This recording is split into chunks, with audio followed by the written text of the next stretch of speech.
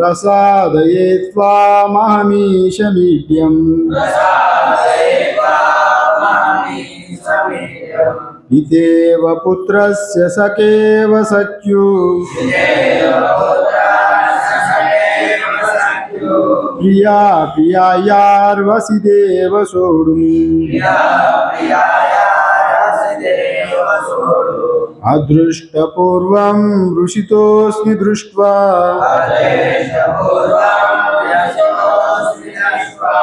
भयेन च प्रव्यथितं मनो मे तदेव मे दर्शयादेव रूपम् प्रसीद देवेश जगन्निवास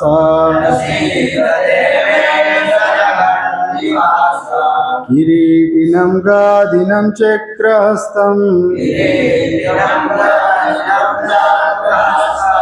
इच्छामि त्वं द्रष्टुमहं तथैव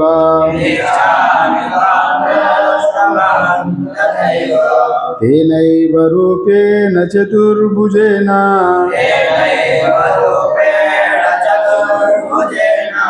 सहस्रबाहो भव विश्वमूर्ते श्रीभगवानुवाच मया प्रसन्नेन तवार्जुनेदं रूपं परं दर्शितमात्मयोगात् तेजोमयं विश्वमनन्तमाद्यं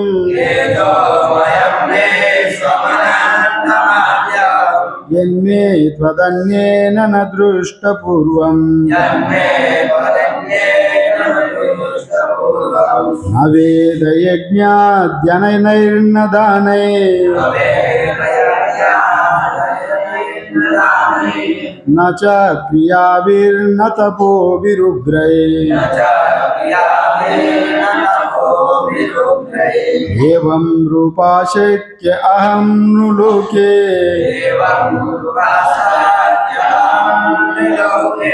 द्रष्टुं त्वदन्येन कुरु प्रवीरा मा ते व्यथा मा च विमूढभावो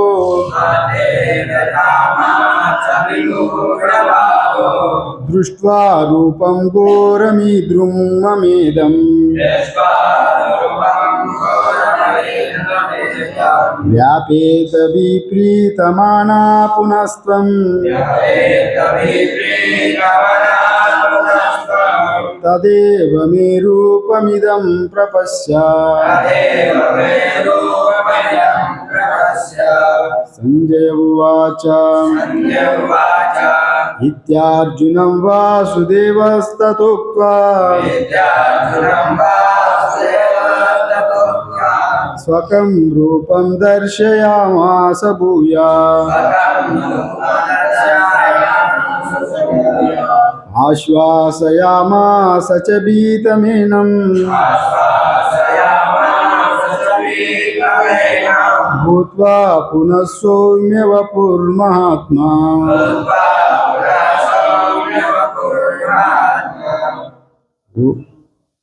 कर ले पूरा कर ले। हाँ ठीक है। अर्जुन उवाच दृष्ट्वेदं मानुषं रूपं तव सौम्यं जनार्दन इदानीमस्मि संवृत्ता सचेता प्रकृतिं गता। श्रीभगवानुवाच सुदुर्दर्शनमिदं रूपं दृष्टवानासि यन्मम देवा आप्यस्य रूपस्य नित्यं दर्शनकाङ्क्षिणाम् नाहं वेदैर्न तपसा नादानेन न चेज्जया शक्य एवं विदो द्रष्टुं दृष्टावानासि मां यथा भक्त्या त्वनन्यया शक्या अहमेवं विदुर्जुन ज्ञातुं द्रष्टुं च तत्त्वेन प्रवेष्टुं च परन्तप मत्कर्मान् कुर्मत्परमो मद्भक्ता संगवर्जिता निर्वैरा सर्वभूतेषु येषा मामेति पांडव। ओम तत्सदिति श्रीमद्भगवद्गीतासु उपनिषत्सु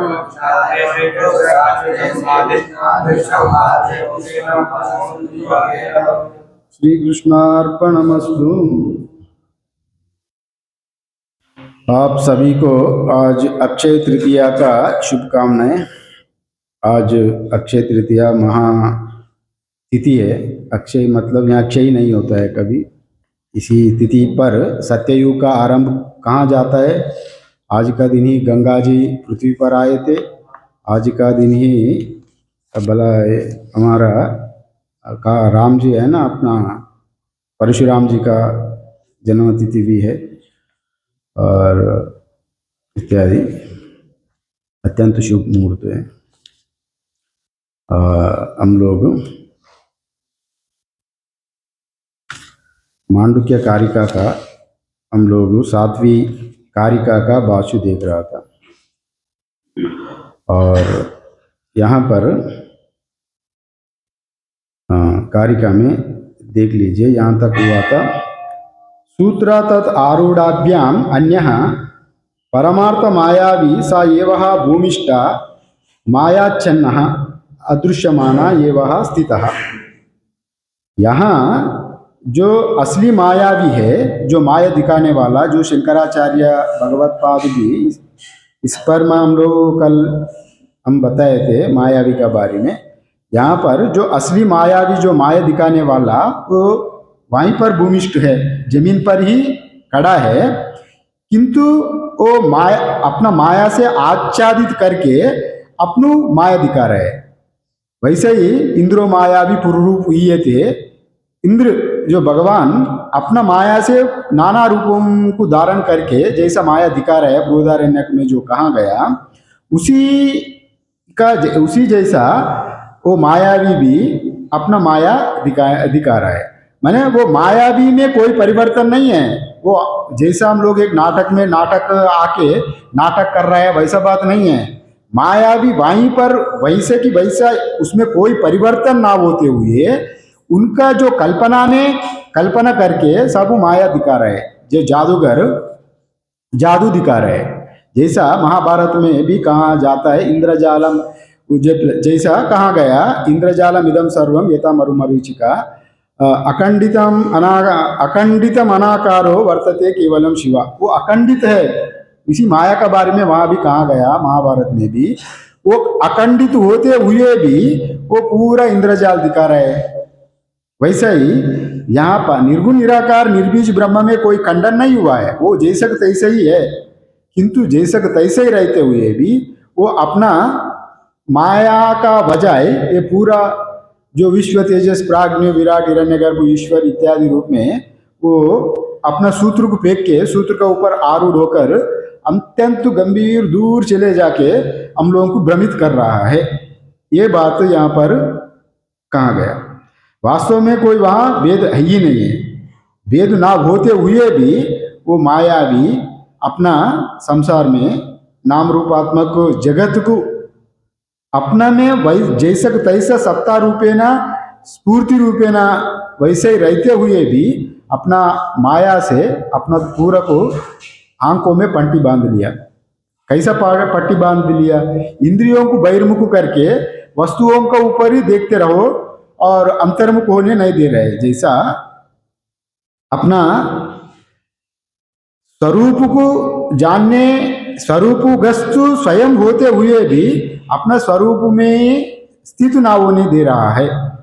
कौन ना होने दे रहा है? यहाँ माया ना होने दे रहा है। स्वरूप अपना आप को परमात्मा जानता है। परमात्मा हमेशा अपना स्वरूप का बोध है उनको, किंतु अब नाना रूप धारण करके जो आभास चैतन्य है, वो आभास चैतन्य में जो खेल रहा है परमात्मा, वो अपना आभास भी मैं ही हूँ, वो आभास चैतन्य में भी आभास जो प्रतिबिंब चैतन्य भी मैं ही हूँ, वो बोध को बुला दिया उपाधिगत भेद से।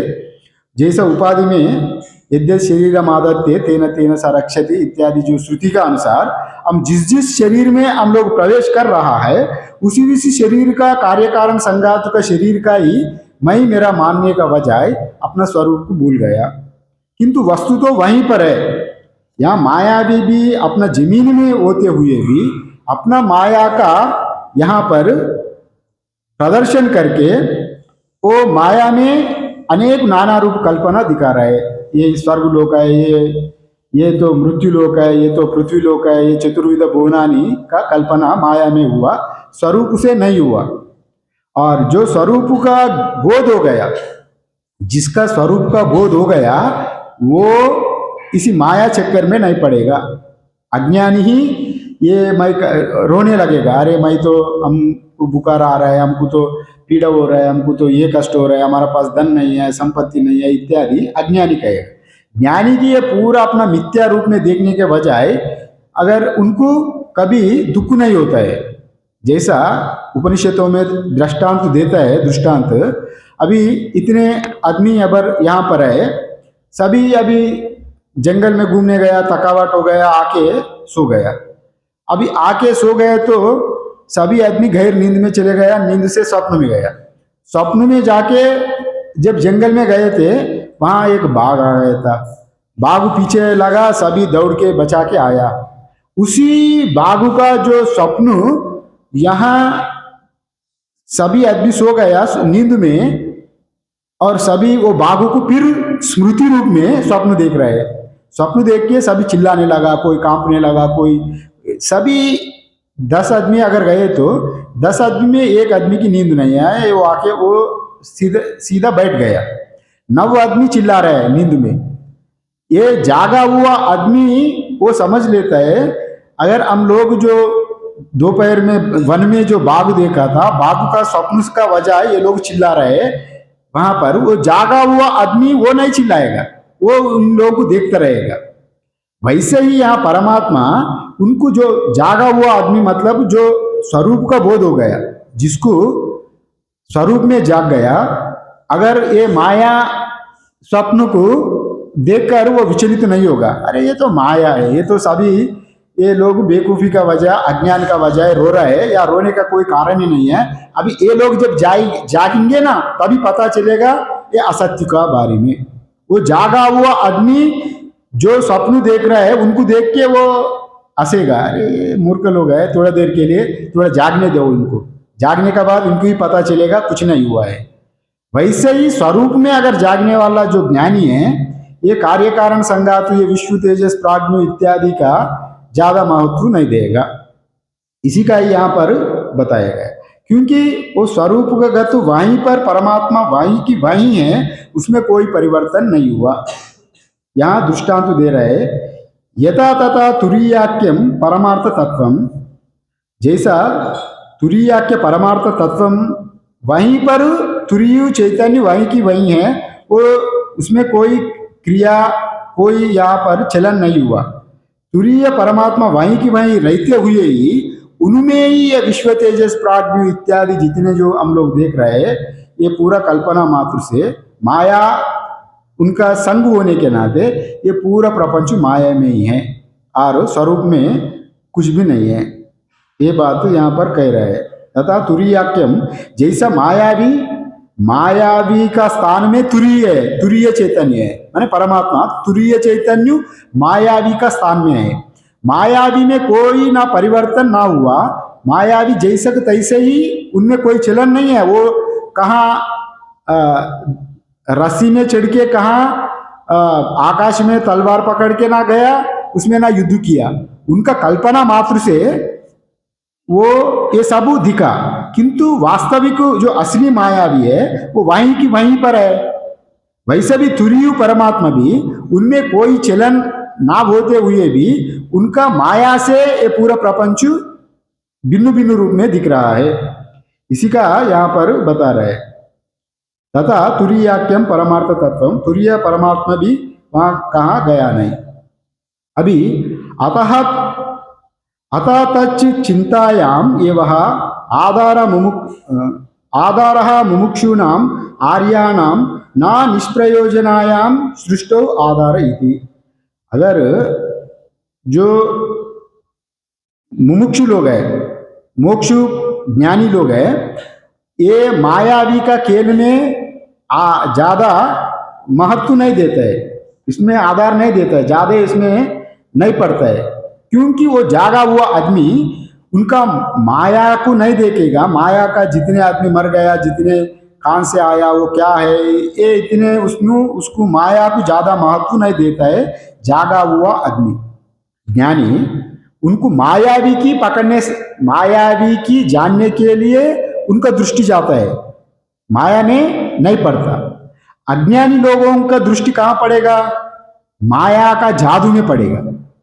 माया का जादू ये पूरा प्रपंच में परमात्मा विश्व तेजस प्राज्ञ रूप में अथवा जागृत स्वप्न सुषुप्ति जो दिख रहा है, ये सब माया का अंग है। और जो विराट हिरण्यगर्भ ईश्वर इत्यादि माया का संग होने के नाते पारमार्थिक में जो जागा हुआ व्यक्ति ये माया का खोज नहीं करेगा। ये माया का पीछे कौन खिला रहा है, कौन खेलवा रहा है, ये खेल पूरा वो मायावी में उनका दृष्टि जाएगा। अगर वो मायावी की पहचानेंगे तो आप मुक्त हो जाएंगे। इतने ही। अभी आगे भी प्रसंग आएगा, सातवीं मंत्र का भूमिका में भी बताएंगे। अगर निषेध मुख से ये बताएगा, नेति नेति हिसाब से निषेध करते करते वहां विश्व तेजस प्राज्ञ को निषेध करते करते वहां तुरीय स्थान को पहुंचेंगे। वहां ये बात भी वहां पर सिद्ध करेंगे। इसलिए यहाँ पर जो असली मायावी तो जैसा तैसा, उसमें कोई चलन क्रिया आदि नहीं हुआ, वो जैसा कि तैसे ही है, ये बात कहा गया। और अतः सृष्टि चिंतका नाम ये वह ये थे विकल्प। और कोई सृष्टि का बारे में जो चिंतन करने वाला है ना, ये भगवान कैसे आया, भगवान का विभूति है, ये भगवान सृष्टि कैसे बनाया, ये 7 दिन में बनाया क्या, कितने दिन लगा, ये कार्य है, ये कारण है, ये कैसा, ये सृष्टि में जो विकल्प ढूंढने वालों के लिए महत्व है। किंतु पारमार्थिक दृष्टि में जो देख रहे हैं उनको इस सृष्टि के बारे में कोई महत्व नहीं है। आत्मचिंतन करने वालों का सृष्टि के बारे में ज्यादा महत्व नहीं देता है। वो अपना आप में आत्माराम होकर रहता है और उसमें कोई सृष्टि नहीं दिखता है। जैसा तत्ववित्तु महाभाव गुणकर्म विभागो यो गुणागुणेषु वर्तन्ते इति मत्वा न सज्जते। वो तत्ववित्तु महाभाव है ना, ये पूरा प्रपंच को कैसे देखेगा? ये गुना गुणों में ही वर्तन कर रहा है, स्वरूप में ना कुछ हो रहा है ना कुछ चल रहा है।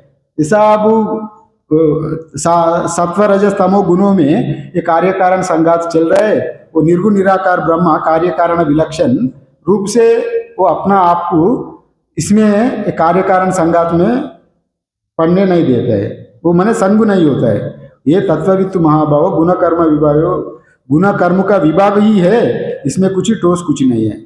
इसलिए वैसे ही ये आत्मा चिंतक लोग ये प्रपंच को देख के विचलित नहीं होता, अपना स्वरूप में स्थित रहता है, वही तुरीय स्थिति है। ये बात कहा गया, मुमुक्षुणाम आर्याणाम ना निष्प्रयोजनायाम सृष्टो आधार इति। सृष्टि में ज्यादा निष्प्रयोजन ही है, कोई प्रयोजन ही नहीं है। सृष्टि का कोश सिद्धांत कुछ है ही नहीं है जी। जो अज्ञानी लोगों का सृष्टि में ढूंढता है या कुछ मिलेगा, या सृष्टि में क्या मिलेगा आपको? आप जितने विकसित हो, यहाँ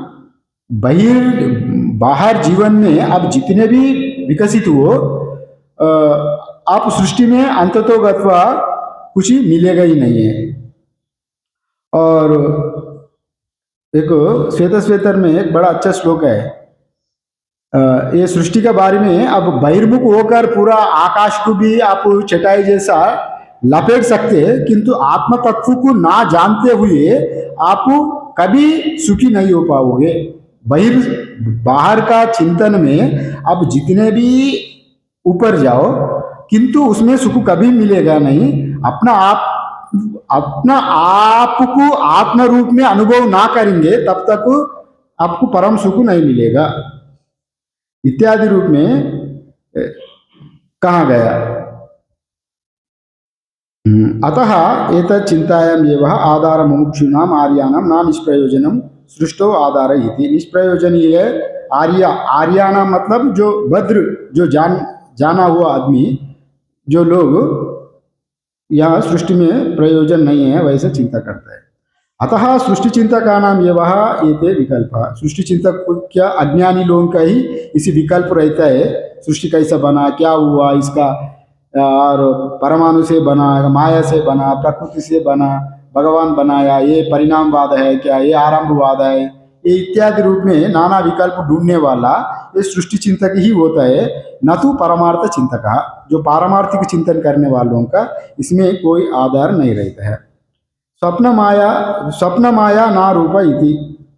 जैसा स्वप्न माया जैसा दिखता है इसको, ये स्वप्न में आप नाना रूप कल्पना किया, स्वप्न में नाना रूप कल्पना आप ही किया, जागने के बाद वो आप ही, उसका कार्य कारण कौन बना? स्वप्न में आप बहुत सारे घोड़ा बनाया, गाड़ी बनाया, कुंभ मेला में गया, लाखों लोगों को देखा, और घोड़ा गाड़ी दौड़ रहा है, बड़े लोग आ रहे हैं, स्नान कर रहे हैं, पूरा अपना सपना में आप सब कुछ देखा। जागने के बाद वो सब मिथ्या हो गया। उसको कौन सृष्टि किया? आप ही सृष्टि किया ना, अपना प्रकाश से ही स्वप्न दिखा। वहां तो प्रकाश आप ही है ना, स्वप्न का प्रकाशक आप ही है, आप आत्मा ही प्रकाश दे रहा है स्वप्न का। अपना प्रकाश से ही वह आत्मा स्वप्न का प्रकाश दिखा। आप जगत का भी, जगत का परमात्मा का प्रकाश से ही जगत भासमान हो रहा है। बिना अस्तित्व का कोई सिद्ध नहीं होता है जी। जैसा कल बताए थे वंद्यापुत्रवत, जो चीज है ही नहीं है उसका आधार ही नहीं होता। स्वप्न का भी एक आधार है, आप है। स्वप्न ही आप ही सृष्टि किया, अपना आप में कूद देखा, आप ही व्यवहार किया, आप ही, आपको डर लगा और राग द्वेष स्वप्न में आया तो आप ही सुख हुआ, आपको भी दुख हुआ। वो कौन क्रिएशन किया? पूरा स्वप्न का आप ही किया। वैसे ही यह पूरा सृष्टि भी कोई दूसरा दैत्य नहीं है, अपना आप में ही नाना कल्पन। अभी आप स्वप्न में है, स्वप्न तो आप 1-2 मिनट के लिए होता है। स्वप्न में अपने आपको, स्वप्न यहाँ पर प्रसंग है, स्वप्न हम लोग तो स्वप्न में देखता है, हम बचपन में मैं वैसा था, मैं वृद्ध हो गया था, इतने हुआ था, मैं वहाँ गया था, कई मेरा बच्चा पैदा हुआ, बच्चा को नाता हो गया, ये सब कल्पना में इतने होने में कई साल लगेगा।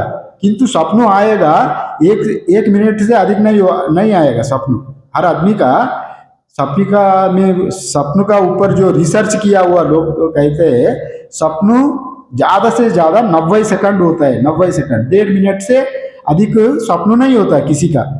किंतु हम जागने के बाद हमको लगता है हम लोग तो 2-3 घंटा स्वप्न देखा, स्वप्न ही देखते रहा, वैसा बोध होता है। स्वप्न इतने लंबा नहीं होता है। अपना स्वप्न का काल, स्वप्न में वो अनंत काल को दिखाता है। अनंत काल में वैसे ही जीवन मुक्त भी, अगर आपको मुक्त होना चाहे तो एक जीवन में मुक्त होना है तो आप अनंत जीवों का एक क्षण में ही आप पूरा कर्मफल को मिटा सकते हैं। जैसा भैरव यातन बोलता है, आप जन्म जन्मों से अगर आप क्रम से पूरा कर्मफल को भोगना है तो कई जन्म लेना, और भैरव यातन में जाएंगे तो एक क्षण में अनंत जन्मों का फल वहां क्षय कर देता है, वैसा कहा जाता है। वैसे ही हर वस्तु का, हर परिस्थिति का वो काल दृष्टि अलग अलग रहता है। जैसा स्वप्न काल अत्यंत स्वल्प है, अत्यंत स्वल्प में ही हम लोग को कहीं जन्म बिता देता है। अगर अब ब्रह्मा जी का एक दिन पूरा एक युग होता है जी, ब्रह्मा जी का दिन को कहा जाता है। ब्रह्मा जी जब पूरा दिन जागेंगे तो तभी सृष्टि पूरा एक युग चलता है, और ब्रह्मा जी का एक रात तो प्रलय चलता है। उनका लंबा अवधि है, देवता लोगों का अलग है। अगर हम लोगों का तो 26 घंटा में दिन रात होता है। किंतु हमारा अंदर में जो कीट छोटे छोटे कीट पतंग है ना, उसको हर 1 मिनट में, 1-2 मिनट में दिन रात हो जाता है। अपना अंदर में जो बैक्टीरिया रहता है वो 1 मिनट में कितने बैक्टीरिया जन्म होता है, 1 मिनट में कितने बैक्टीरिया मरता है।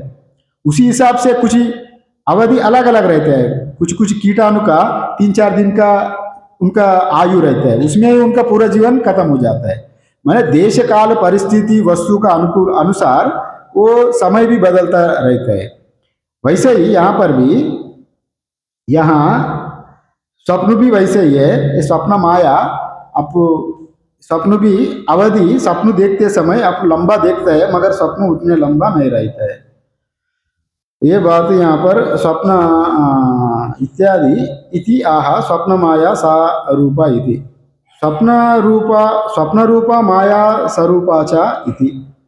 यहाँ स्वप्न रूपा मतलब यहाँ स्वप्न माया रूपा इति, अर्थात यहाँ दूसरे इसे स्वप्न रूप और माया रूप देखता है, इतने यहाँ कहा गया। दूसरा कुछ लोग जो ज्ञानी लोग माने जो ब्रह्म ज्ञान को अनुभव किया लोग, ये पूरा प्रपंच को स्वप्न जैसा माया जैसा देखता है, इसमें ठोस कुछ नहीं होने के नाते।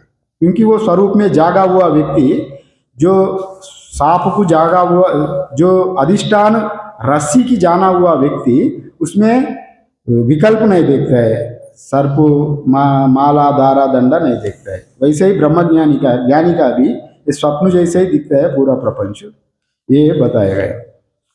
अभी दूसरा कार्य का 8 नंबर में ये बता रहे हैं, इसका उच्चारण हो जाए एक बार। इच्छा मात्रम प्रभो सृष्टि इति सृष्टो विनिश्चिता कालात् प्रसूतिं भूतानां मन्यन्ते कालचिंतकाः। कुछ कुछ लोगों का विचार है सृष्टि का विषय में, उनका निश्चय अलग है। प्रभु की इच्छा से ही सृष्टि हुआ है, परमात्मा का संकल्प से सृष्टि हुआ।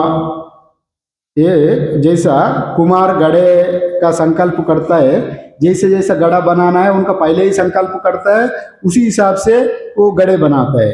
वैसे ही यहाँ पर ये परमात्मा भी अपना अपना संकल्प से ही यहाँ पूरा सृष्टि किया। वैसा कुछ ही सिद्धांत कर्ता लोगों का वहाँ कहना है। और कुछ ही काला प्रसूति भूतानाम मन्यन्ते कालचिंतका, कालचिंतक है, काल का बारे में चिंता करने वाला ज्योतिष आदि यह काल से ही सृष्टि बना है, वैसा मानता है। काल से कैसे सृष्टि बना? अरे प्राकृति है काल जैसा। एक जंगल में बीज पड़ा है, बीज स्वाभाविक रूप में बीज को बारिश आ गया, बारिश से बीज पौधा हो गया, पौधा से पेड़ हो गया, पेड़ से फल हो गया, फल पक गया, फिर फल पक गए नीचे गिर गया, फिर समाप्त हो गया। वैसे ही सृष्टि का क्रम भी वैसे ही और वो स्वाभाविक मानता है कुछ लोग, कालचिंतक लोग, ज्योतिष लोग इत्यादि। और इसी का बारे में थोड़ा से भाष्य है।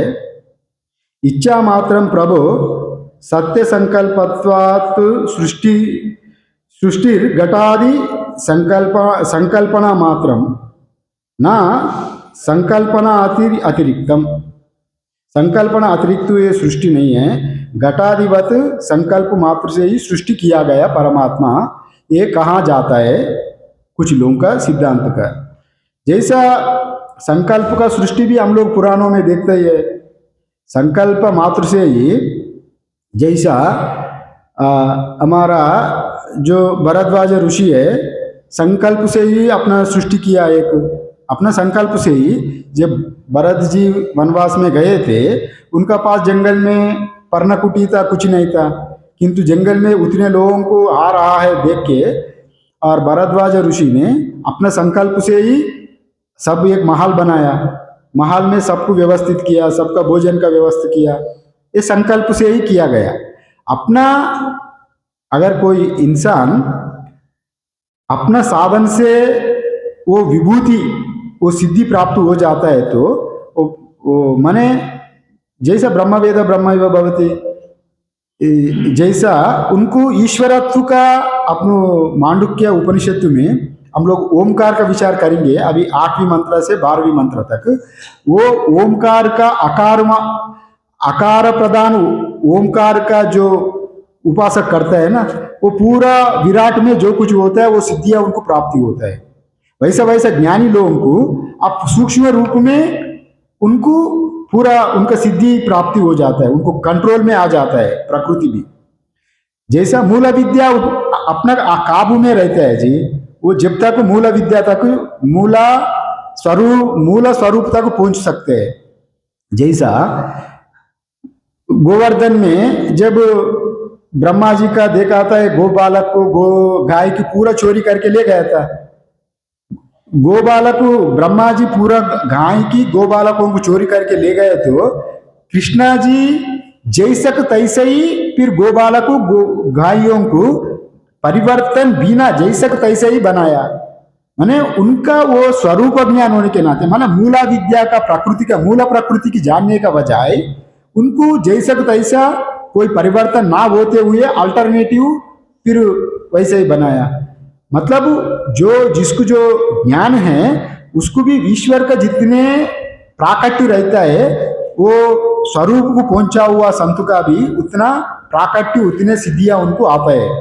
इसलिए ही वैसा कल्पना संकल्प मात्र से ही जैसे भरद्वाज मुनि महल बनाया राजा के लिए, भरत के लिए, सभी सेना सभी मंत्रियों के लिए वहां पर भोजन का प्रबंध रहने का प्रबंध संकल्प से ही किया गया। वैसे ही यहाँ पर और एक ऋषि है ना गायत्री का जो उद्गाता, गायत्री का जो त्रिशंकु स्वर्ग भी उन वैसे ही किए थे। और एक ऋषि है ना विश्वामित्र जी त्रिशंकु स्वर्ग को स्थापना किया। उन भी अपने संकल्प से ही त्रिशंकु स्वर्ग का विश्वामित्र जी ने संकल्प से ही किया गया। कुछ लोग वैसे ही मानता है परमात्मा भी अपना संकल्प से ही यह सृष्टि की पूरा उत्पत्ति किया गया, वैसा कुछ लोग मानता है। कालादेव सृष्टि रीति केचित कुछ लोग मानता है स्वप्न सृष्टि जैसा सृष्टि काल से ही हुई है, ऐसा कुछ लोगों का मत है।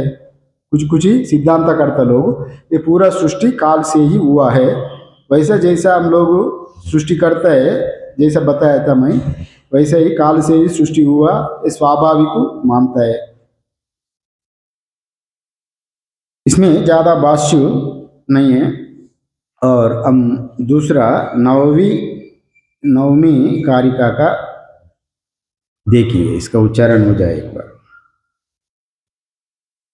भोगार्थम सृष्टिरित्यन्ये क्रीडार्थामिति चापरे देवैस्यैषा स्वभावोऽयम् आप्तकामस्य का स्पृहा। यहाँ सृष्टि का संबंध में भिन्न भिन्न अभिप्राय है। भोगार्थम सृष्टि नित्यान्य क्रीडार्थम इति चापरे। कुछ लोग मानता है परमात्मा सृष्टि क्यों किया, अपना भोग के लिए किया। और कुछ लोग मानते हैं क्रीडार्थम क्रीड़ा के लिए सृष्टि किया। सृष्टि करने का क्या प्रयोजन है? वो है तो एक ही ब्रह्मा निर्गुण निराकार, वो तत्सृष्ट तदेव अनुप्रविशत क्यों कहा, अभी अनुप्रवेश क्यों किया? एक ओम बहुश्याम प्रजा ही, मैं एक ही हूँ, बहु प्रजाओं में अनेक हो जाऊं। वैसा नाम रूपे व्याकरणवाणी थी, अनेक नाम रूप में अपना ही एक ही परमात्मा नाना रूप क्यों बना? क्यों बना मीन्स अपना आप में क्रीड़ा करने के लिए, अपना आप में एक भोग करने के लिए। वैसा कुछ लोगों का कहना है, भोगार्थम सृष्टि अपना आप में भोग करने के लिए। कुछ लोगों का मत वैसा है। और इस दोनों को जो पूर्वार्थ को पूर्व पंक्ति की खंडन करने के लिए उत्तरार्थ में बता रहे, देवशैषा स्वभावोयम आप्त काम से कास्तुह। अरे देव अपना स्वरूप वाला अपना स्वयं बोध होने के लिए, अपने स्वरूप में स्वरूप का बोध होने के लिए, होने के नाते वो ये कार्य कारण संघात को क्या भोगेगा। इसलिए देवस्य स्वभावोयम आप्त कामस्य का स्पृह, वो आप्त कामा, आत्म कामा, अकामा, आप्त काम पुरुष, आत्म काम पुरुष आप्त काम है, आप्त काम पुरुष अकाम है। मैंने जिसका अंदर में कामना ही नहीं है, कोई कामना ही नहीं है, बिना कामना के उनको सृष्टि में क्या रुचि रहता है, भोग करने के लिए अथवा क्रीड़ा करने के लिए, ये बात कह रहे हैं।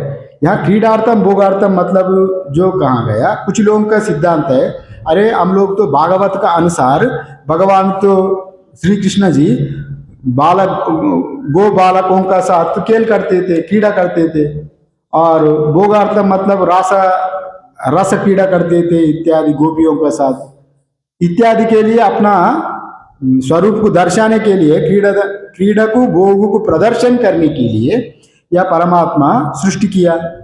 कुछ लोगों का मत है वैसा, कुछ लोगों को मानता है।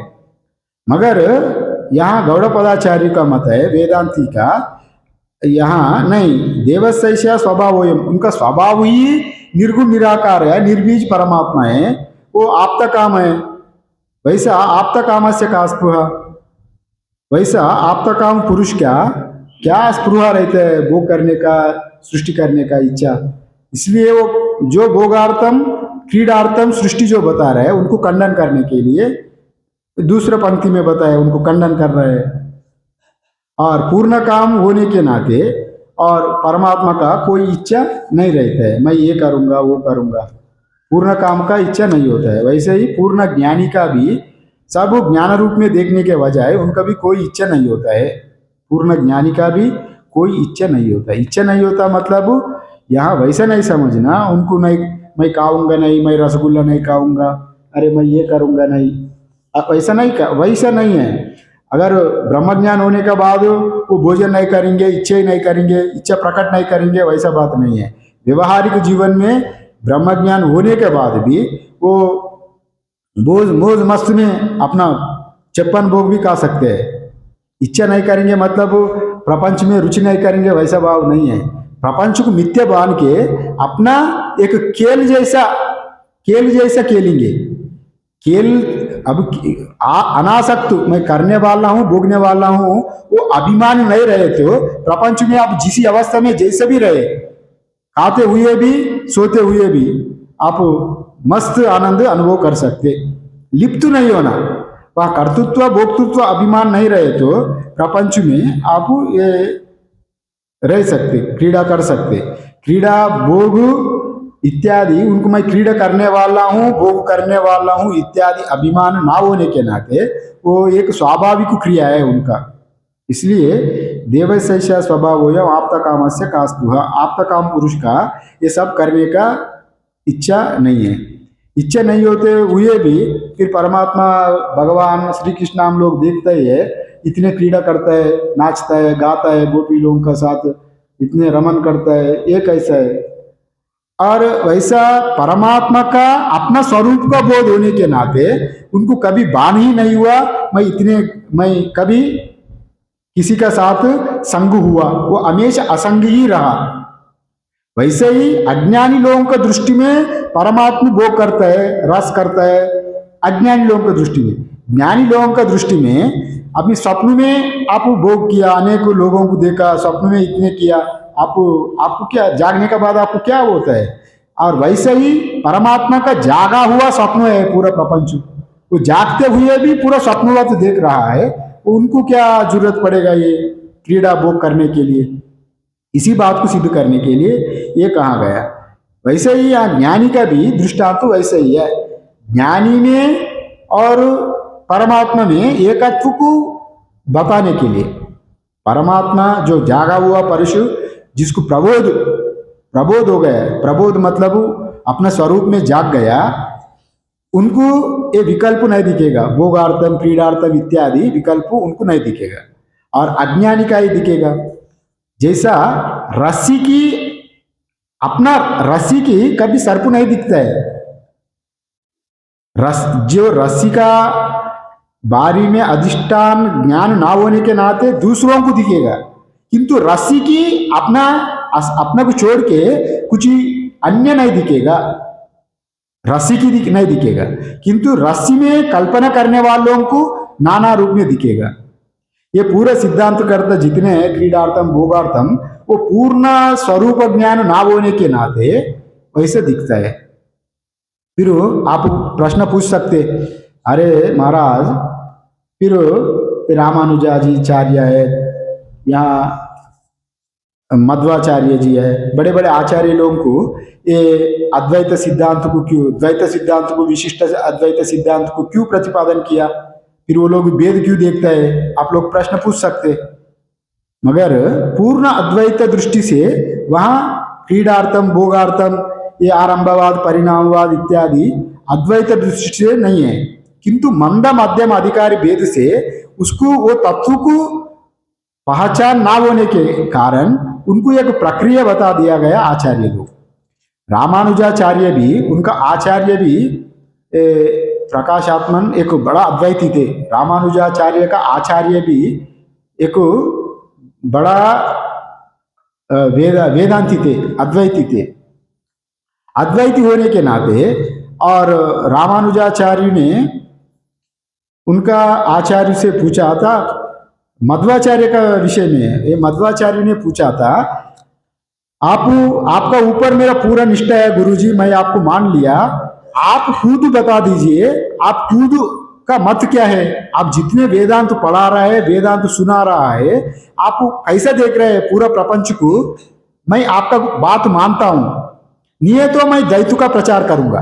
अगर आप एक बार आप बोलेंगे ये अद्वैत ही मान के चलो, ये मैं भी अनुभव किया हूं पूरा, जैसा तैसा शास्त्र में है मैं भी वैसा अनुभव किया हूं, तुम ये अद्वैत का ही प्रचार करो। अगर आप एक बात हमको बता देना, मैं अनुभव किया हूं, एक बार आप बता दो, मैं पूरा ये द्वैत प्रपंच का पीछे नहीं जाऊंगा।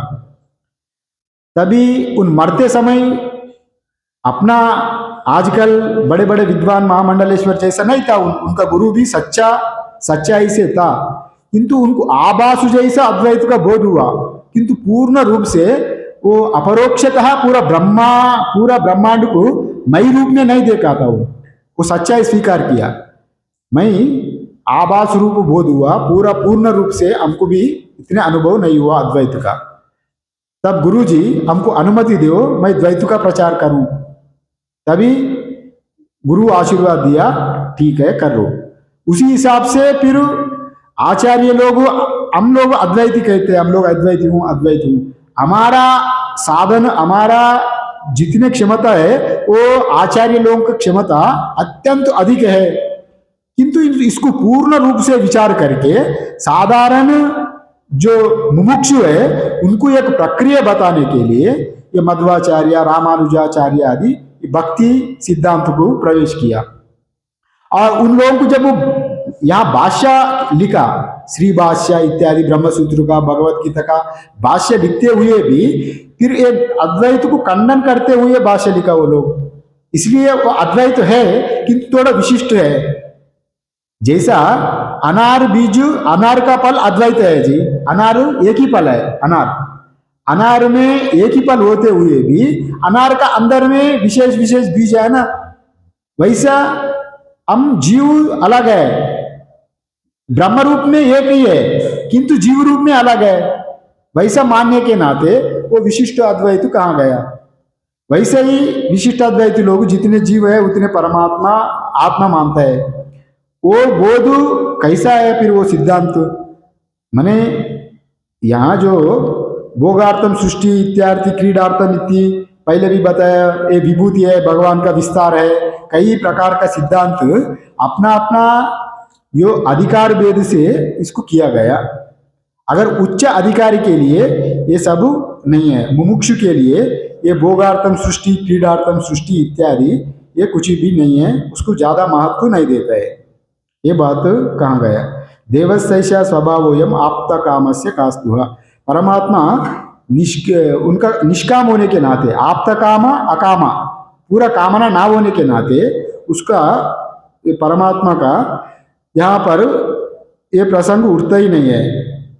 उनको ये भोग के लिए सृष्टि किया या क्रीड़ा के लिए सृष्टि किया इत्यादि, यहाँ पर वो बात ही नहीं उठता है, ये बात भी कहा गया। और ये पूर्ण काम परमात्मा सृष्टि क्यों किए करता है वैसा? फिर सृष्टि परमात्मा नहीं किए तो ये कैसे दिखा फिर पूरा? ये फिर गीता में परमात्मा खुद कहता है सृष्टि में यदा यदा धर्म से इत्यादि रूप में चातुर्वर्ण मया सृष्टि, ये मैं ही किया बोल के।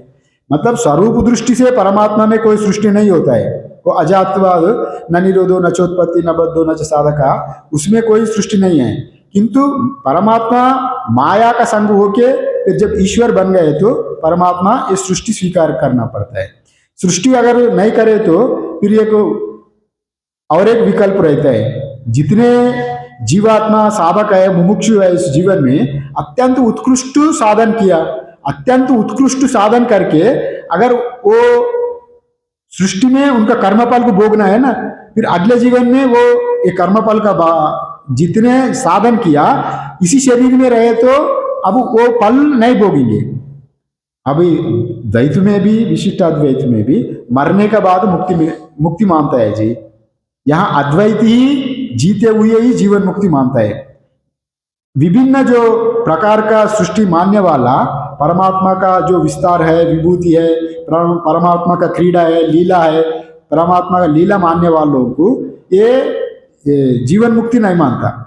विधेय मुक्ति, जीवन मुक्ति, साध्य मुक्ति नहीं मानता है, वो क्रम मुक्ति मानता है, मरने के बाद मुक्ति मानता है।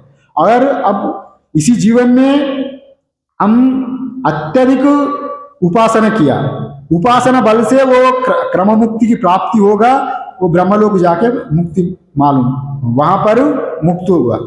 वो फिर विशिष्टाद्वैत का मुक्ति, द्वैत का उनका सायुज्य मुक्ति, सारूप्य मुक्ति, सालोक्य मुक्ति इत्यादि रूप में मरने के बाद होगा, इसी जीवन में नहीं होगा। किंतु वेदांत में जो जागा हुआ पुरुष, आपता काम अकाम पुरुष, इसी जीवन में जीते हुए भी सबको वो मुक्त हो जाता है। तभी उनको ये पूरा कार्य कारण संघात प्रपंच उनको नहीं दिखेगा। उसमें दिखते हुए भी पश्यन्नपि न पश्यति, वो देखते हुए भी नहीं देखेगा। अरे आकाश में नीलिमा दिखता ही है, वो दिखने मात्र सत्ता है, किंतु उसको नहीं है, उनको वो बोध हो गया, एक बार बोध हो गया वहां पर कुछ है ही नहीं है ठोस, वो दिखते हुए भी उनका महत्व नहीं देता है। उतने ही यहाँ ये कहा गया, जो अकामहता पुरुष परमात्मा उनका अपना स्वरूप का बोध होने के नाते ये प्रपंच में क्या लीला करेगा, क्या करेगा, किंतु हमको वो स्वरूप का बोध ना होने के नाते लीला भगवान का जो अवतार को हम लोग मानना है अवतार में, किंतु यहाँ अवतार का परे का सिद्धांत यहाँ बता रहे हैं। निर्बीज निर्गुण ब्रह्म को बोध कराने के लिए ये बता रहे, आप तक कामस्य का कोई कामना नहीं होता है। फिर ये कामना कौन किया? किंतु वहां पर निर्बीज युक्त जो ईश्वर शबर ब्रह्मा ईश्वर, उनका बजाय यहाँ पर सृष्टि आपको ईश्वर से हिरण्यगर्भ से विराट से इत्यादि रूप में जो सृष्टि हुआ वो कार्य में हुआ। अभी आगे बताएंगे ये विराट हिरण्यगर्भ इत्यादि सब ये माया रूपी ही है, ये मिथ्या रूपी ही है। जैसा जादूगर पहले जो बताया था, जादू का सूत्र जैसा, वो सूत्र में ही ये विश्व विराट हिरण्यगर्भ ईश्वर बांधा हुआ है। जो माया भी है वो उससे जैसा अलग ही है। निर्गुण निराकार निर्बीज ब्रह्मा में कोई सृष्टि नहीं होता है। वो निर्बीज ब्रह्म को बोध कराने के लिए ये सब प्रक्रिया आपको बता के फिर आप 7वें मंत्र में, अगले मंत्र में आप निर्बीज ब्रह्म का बोध करा देंगे। वो उसका भूमिका भी है, इसका भाष्य कल देखेंगे, कल उसका 7वें मंत्र का भूमिका भी कल देखेंगे। ओम पूर्णमदा पूर्णमिदं पूर्णात् पूर्णमुदच्यते पूर्णस्य पूर्णमादाय पूर्णमेवावशिष्यते। ओम शांति शांति शांति। शंकरं शंकराचार्यं केशवं बादरायणं सूत्रभाष्य कृतौ वंदे भगवन्तो पुनः पुनः। ईश्वरो गुरुरात्मेति मूर्तिभेदाविभागी व्योमवद्व्याप्तदेहाय दक्षिणामूर्तये नमः। ओम शांति शांति शांति। नारायण।